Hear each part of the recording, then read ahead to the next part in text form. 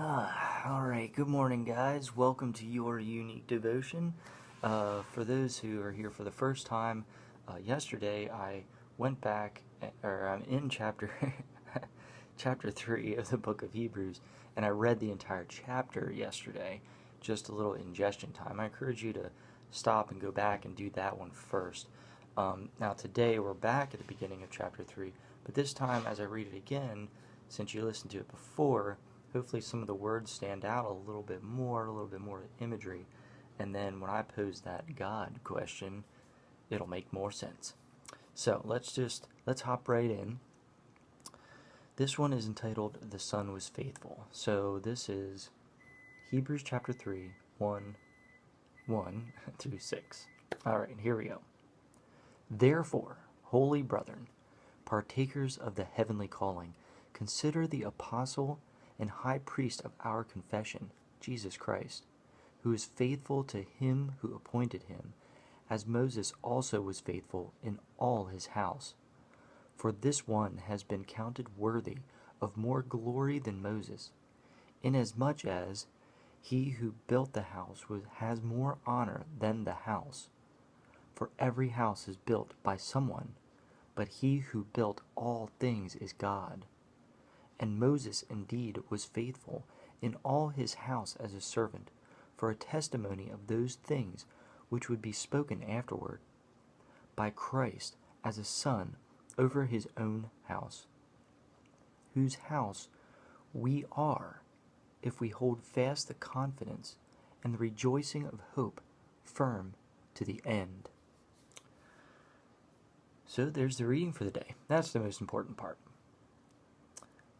So what stood out to me the most, there's always a couple of things usually, but what stood out to me the most was this.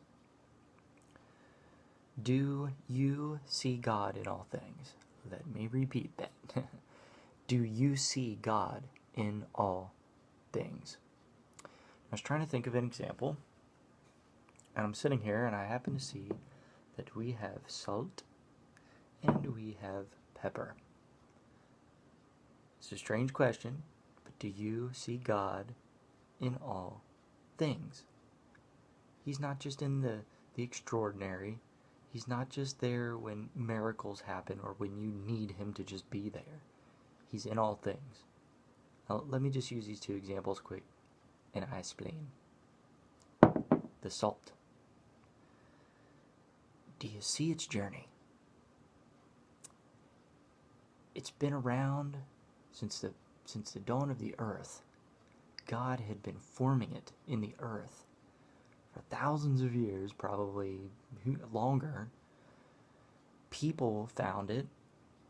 They harvest it out of the ground, so there's people involved, there's jobs involved, there's well-being and families being taken care of as it makes its journey. It's manufactured, it's packaged, it's shipped, employing more jobs, more people.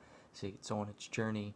Somehow it gets into the grocery store, which is sold, which employs more people. It ends up, it's there for you to pick up. You bring it home, then you eat it. You put it on your stuff, then you taste it. Changes the food. So there's a long journey there. There's probably even more to that journey. You could probably figure out something else to add to it, but it's there. So now we get the pepper. Sort of the same thing. The plant has to grow. It needs water. It needs sun. A little bit of shade from time to time as the clouds pass over. When it grows tall and it's matured, the peppercorns are picked. They go through a process, and during that process, there's people employed. That means there's families being taken care of, hopefully the best. There's shipping, and there's packaging and shipping, how it gets to your place where you purchase it, and you pick it up, you bring it home, you put it on food, in soups, on sandwiches, on salads. You eat it, it changes the flavor, you enjoy it. There's a journey there. God had to make all that happen. He's in all avenues. It's almost like a tree. Every person that was helped and every person that was working on it, every place that it moved, everything that it changed. You got the stalk of what it is, but it branches out into so many different ways.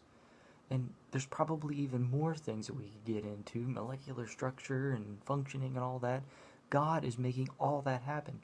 Those are just two little examples. Everything has that journey. Everything, including you, has God breathing in them, working through them, making them happen. God is in all things, but do you see it? So I'm going to today, I'm going to actually just take that thought and look at oddball stuff and try to see if I can see God in it, and see that journey that it's gone on, that's gone through. And I encourage you to do the same. Enjoy this one. This is going to be a fun one. I just know it. So if you come up with some really good ones, comments below. You can always email me. That's down in the description box, along with some other information. Don't forget to like this video and subscribe it. Subscribe if you haven't already. Please tell your friends, neighbors, post it on social media. Let people know that this is here for them. We are all here to post comments and interact with each other to help each other out.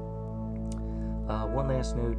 In a couple of days, I'm going to post some more information about servants and some of their upcoming things down in the description box.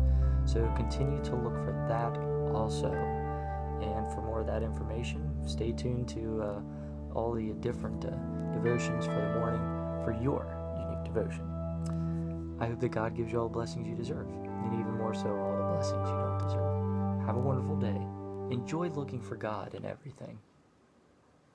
Oh, I know you will.